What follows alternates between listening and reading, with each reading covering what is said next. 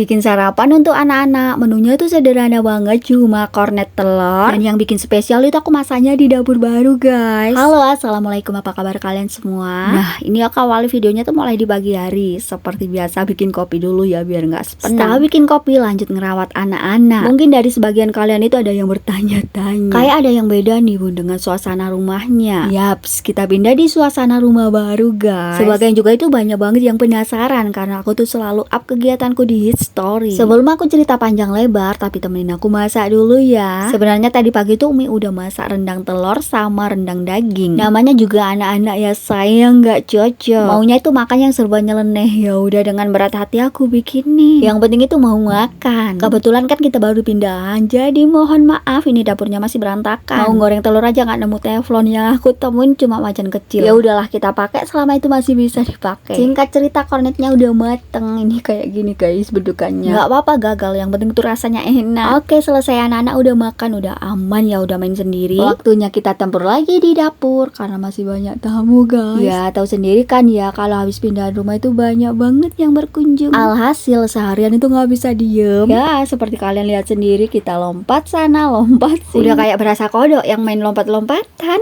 Karena kali ini yang datang tamunya itu agak jauh dari Surabaya, makanya ini kita kasih makan. Kasian kan datang jauh-jauh, capek di jalan, jadi kita jamu dengan makanan. Untuk menunya sih seadanya aja. Tadi pagi itu udah masak rendang daging sama telur rendang. Tadi aku juga bikinin indomie buat pelengkapnya. Dan yang terakhir buat cuci mulutnya, ini dipotongin semangka sama ayam. Panas-panas makan semangka yang seger kayak gini, cocok nggak sih? Cocok banget dong, ini tuh seger pol. Oke, semua sajiannya udah lengkap, lanjut ini diantar ke tamu. Dan waktunya ini aku ngebahas openingku di awal video tadi, biar juga nggak pada penasaran dan tanda tanya besar. Nanti aku belenger loh guys, karena banyak banget yang ngechat di Miss Angel. Bunda Mafon rumahnya pindahan ya, terus pindah kemana Bun? Ada juga yang tanya kenapa kok pindah Bun? Jadi di sini aku mau klarifikasi sedikit ya say. Yang pindahan itu bukan aku guys, tapi umiku, ibu mertuaku ya say. Karena aku sebagai menantu yang baik, kayak aku tuh nggak rela banget berjauhan sama umi yang biasanya jarak rumah kita cuma 5 langkah dari rumah. Sekarang itu membutuhkan waktu 15 menit baru nyampe rumah umi.